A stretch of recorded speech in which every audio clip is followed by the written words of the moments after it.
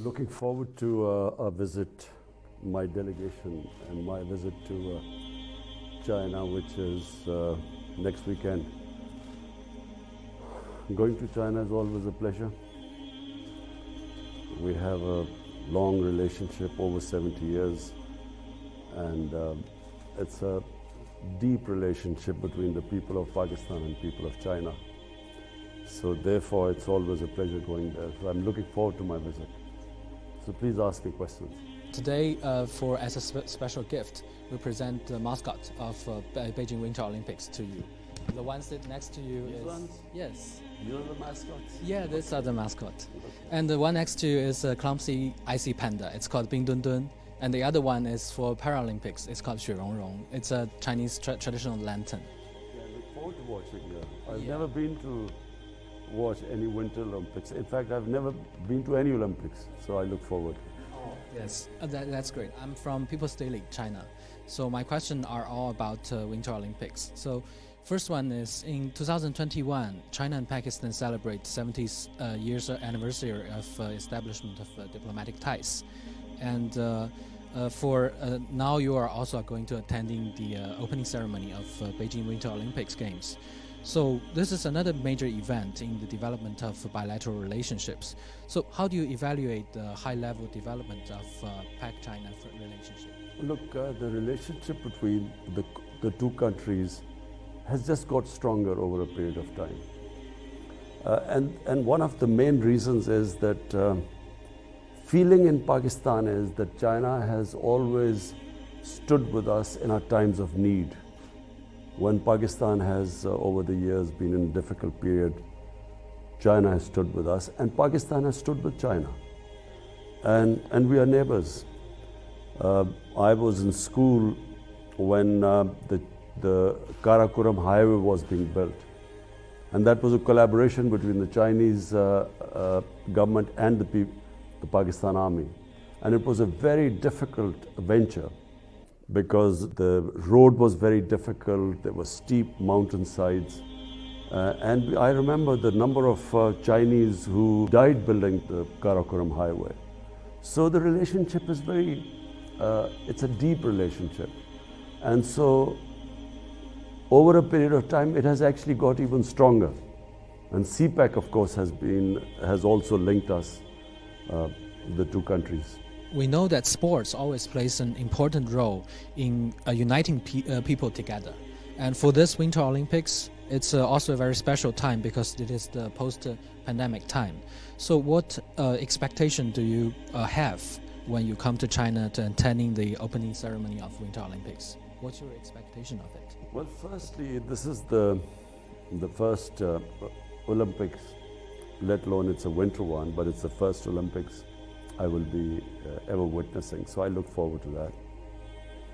And of course, you know, I was a sportsman for almost 20 years of my life. I was an international sportsman. People in China don't play cricket. I'm hoping that as our relationship gets stronger, we will also teach Chinese how to play cricket, so that, you know, China can also become a great cricketing team. But I look forward because, you know, it's as a sportsman, it's apart from our relationship, close relationship between the two countries. It'll be very interesting for me to see a competition. Ever since I have been in politics, I've had no chance to watch any sports. Yeah. So what do you think the Winter Olympics means to this post-pandemic era? I think it's a very, you know, pandemic has devastated, apart from anything else. It's sporting events all over the world have been affected by the pandemic.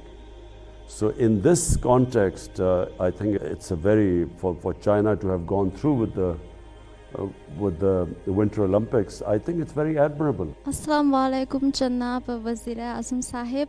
मैं हूँ Xinhua news agency की Urdu service की जोशु ख्वा। जैसा कि आपको इल्म है कि गिलगित बल्तिस्तान से ताल्लुक़ रखने वाले एथलीट मोहम्मद करीम वो बीजिंग 2022 सरमाई ओलंपिक्स में पाकिस्तान की नुमाइंदगी करेंगे। हम इन मुकाबलों में पाकिस्तानी खिलाड़ी की शिरकत का बहुत खैर मकदम करते हैं। आपका शुमार दुनिया के बेहतरीन खिलाड़ियों में से एक है।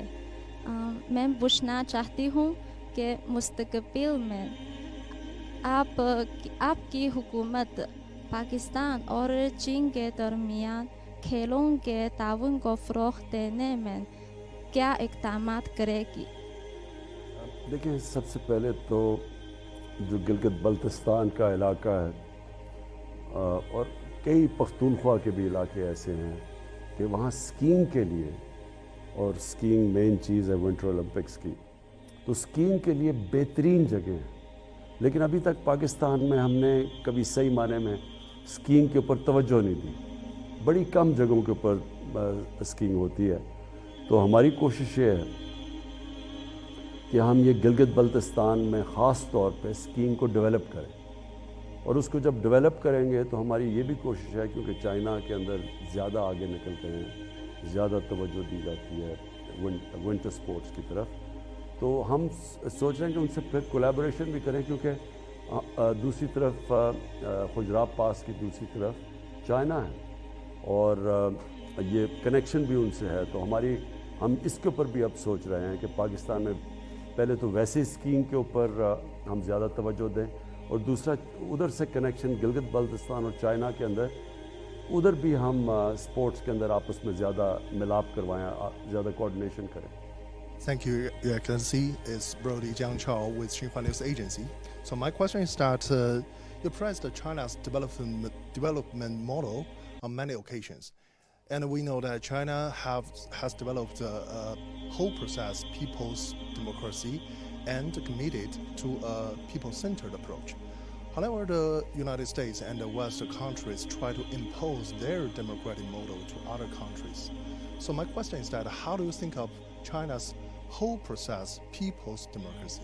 Thank you. The most impressive thing about China, which is accepted by the entire world now, is that the number, almost 700 million people in China have been taken out of poverty in the last 35-40 years.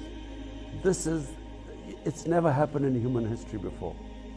And this is what impresses the entire world about China, whether they are in good relationship with China, they are on the other side, they sort of oppose China, but everyone has to accept that this has never happened in human history before. And so if you ask me what impresses me most about China, it is this fact. Because my main objective is somehow to raise people out of poverty in Pakistan. And so, when I went to China, I specifically wanted to know the steps taken for alleviating poverty there. And so the reason why I think that the Chinese model of development is what we want to emulate is because, it was an inclusive growth in China. When China grew, the whole population grew with China. It wasn't, unfortunately, like in a lot of the rest of the world, where the rich get richer and the poor, in fact, get poorer. The gap between the rich and poor gets wider. In fact, in pandemic, we discovered that the poor people got poorer and the super rich got even richer. And so China is a model for all those countries who want to have inclusive growth. Sir, मेरा ताल्लुक़ FM 98 दोस्ती channel से है। जैसे कि हम जानते हैं, आप हमेशा खेलों और वर्जिश के ज़रिए सेहतमंद तर्ज़ ज़िंदगी बरकरार रखते हैं। इस हवाले से आप चीनी अवाम को क्या मशवरा देना चाहेंगे? चाइना के अंदर ये जो हमने देखा है कि एक तब्दीली आई है चाइना में। एक तो लोगों को गुर्बत से निकाला उन्होंने, लेकिन स्पोर्ट्स के अंदर चाइना कभी भी इतना आगे नहीं था दुनिया में जितना अब। पिछली 2-3 ओलंपिक्स में चाइना की परफॉर्मेंस बहुत इम्प्रेसिव रही है। तो इससे वाज़ेह होता है कि वहाँ बड़ी तवज्जो दी जा रही है अब स्पोर्ट्स की तरफ और फिटनेस की तरफ। दूसरा मेरा सवाल ये है कि हुकूमत पाकिस्तान मुल्क की तरक्याती हिकमत अमली को जियो पॉलिटिक्स से जियो इकनॉमिक की तरफ मुंतकिल कर रही है। पाकिस्तान की तरक्की के लिए चीन पाकिस्तान स्ट्रेटेजिक और इक्तिसादी ताउन से आपकी क्या तवक्कुआत वाबस्ता हैं? देखिए, चाइना ने गुर्बत कम कैसे की? चाइना ने गुर्बत ऐसे कम की कि उन्होंने अपनी इकॉनमी को ग्रो किया। जो ग्रोथ रेट जैसी जैसी उनकी बढ़ी, तो उन्होंने उस ग्रोथ रेट से लोगों को गुर्बत से निकाला। अगर आपने गुर्बत से लोगों को निकालना है, तो जब तक आपकी इकॉनमी ग्रो नहीं करेगी, वेल्थ क्रिएशन नहीं होगी, तो आपके पास किधर से पैसा आएगा नीचे से लोगों को ऊपर उठाने के लिए? तो चाइना ने यही किया कि उन्होंने अपनी इकॉनमी के ऊपर तवज्जो दी, लेकिन ग्रोथ को फिर जब उनकी दौलत बढ़ी, तो उन्होंने ये नहीं किया कि वो थोड़े से लोगों के पास पैसा चला गया फिर उन्होंने वो नीचे दिया। तो हमारी भी यही कोशिश है कि जब हम जियो इकोनॉमिक्स की बात करते हैं, तो हमारा मकसद ही ये है कि अब जोर हमने देना है अपनी इकॉनमी को बढ़ाने के लिए। और जैसे जैसे यानी इसका ये नहीं मतलब कि सिक्योरिटी के ऊपर हम तवज्जो नहीं दे रहे, लेकिन हम ख़ास तवज्जो जो हमने बदकिस्मती से पहले नहीं दी अपनी इकॉनमी के ऊपर तवज्जो, हमारी अब ख़ास कोशिश है इकॉनमी पे हम जोर लगा रहे हैं, ताकि जैसे जैसे मुल्क के अंदर हमारी दौलत में इजाफा होगा, हम फिर अपने लोगों को गुर्बत से निकालें। I'm Shifu Hao from Economic Daily, and my first question is, now as the new phase of CPEC development focuses on encouraging business and benefiting local people, what is your government going to do to facilitate it? What do you expect for the sustainable development of CPEC, and any expectation for more cooperation on renewable and clean energy? Thank you. You see, the first phase of CPEC was basically connectivity and power generation.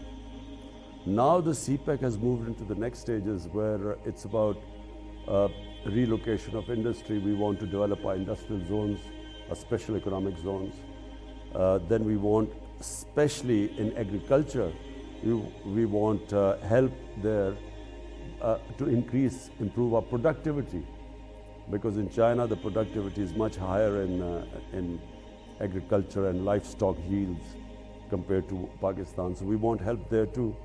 And then China has grown these drought-resistant cotton varieties, which we have large tracts of lands in Pakistan where this variety of cotton can be grown. So that's where we're going to get help from China. But also it's in technology, information technology. That's another area which is basically the future. Is the technological revolution in the world is the future, and China has made great strides in that, and so we also want to get help from China in that field. Thank you.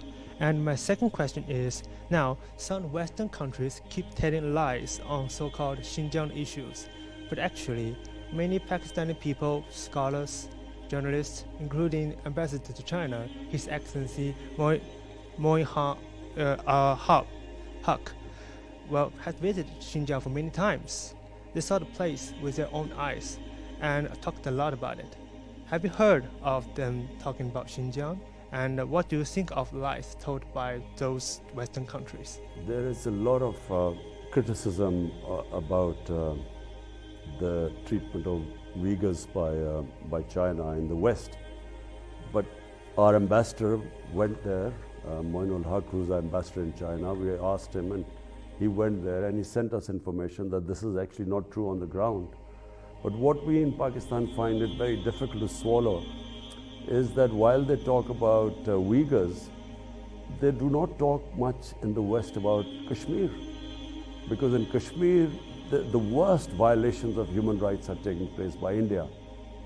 And somehow there is selective silence about human rights in Kashmir, where there's something like 9 million people who are, really basically living in the worst conditions in almost an open prison by these 800,000 Indian troops. So we find it very difficult that while on one side they talk about Xinjiang, but on the other hand there is the silence about Kashmir is deafening for us. And that's these double standard is what we in Pakistan find it difficult. Assalamu alaikum. I'm Chairu from CCTV China Media Group. Now my question is, Afghanistan is now facing a serious humanitarian crisis. Do you think that 20 years occupation and irresponsible withdrawal of troops by the U.S. and Western countries are the main reason for the situation in Afghanistan? And how should the international community cooperate on Afghan issue? Look, Afghanistan has suffered for 40 years. And it's always because of outside countries who have made Afghanistan into a battleground. And so for 40 years, people of Afghanistan have suffered.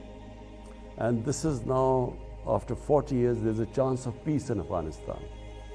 Because actually there is no fighting going on in Afghanistan, and this is, after 4 decades.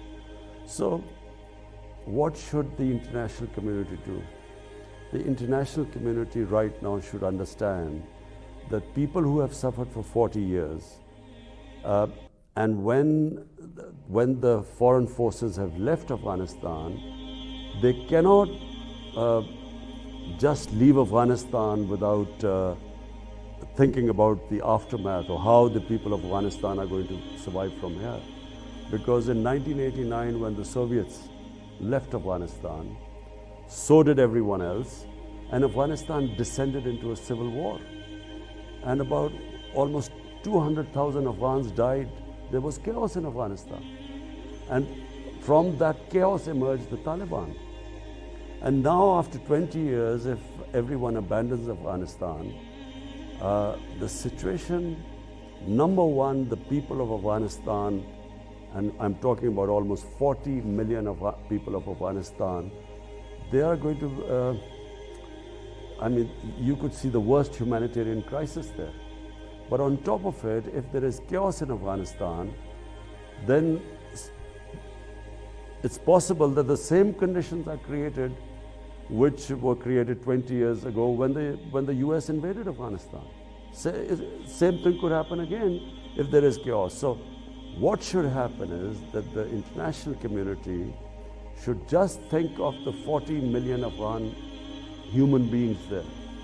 Whether they like the Taliban government or not should be secondary. The welfare of the people of Afghanistan should be the foremost, and they are facing one of the worst humanitarian crises right now. And they really need help as soon as possible. My next question is, in a few days the Chinese Lunar New Year will come. What are your wishes for the Chinese Lunar New Year? And what are your expectation for Pakistan-China cooperation in 2022? Well, first of all, let me congratulate the people of China for their Lunar New Chinese Year. So I congratulate everyone. My expectations are that we have a relationship with China which is mutually beneficial for both countries, and we hope that in this relationship, because we are looking to raise Pakistan's economy and the well-being and raising people out of poverty, so we hope that we will, we are already learning from the Chinese experience. But there's one thing I forgot to say, which we want to learn from China, is how they have built their mega cities. You see, China has these huge cities now, and the way they have dealt with the problems that come of having mega cities. And I'm talking about air pollution, I'm talking about the waste disposal. It's a science to manage a huge city. So unfortunately, our cities are growing at a very fast rate. Pakistan is urbanizing at one of the fastest rates. So we also hope to learn from the Chinese experience how they have coped with their urban development. Your Excellency, Mr. Prime Minister, as Cui said, our Chinese Lunar New Year of Tiger is coming soon. So we hope you can also express your best wishes to our Chinese audience. मैं China की आवाम को China का जो lunar new year है मैं सारी कौम को पाकिस्तानियों की तरफ से मुबारक देता हूँ। शुक्रिया Okay. शुक्रिया ओके जी, थैंक यू।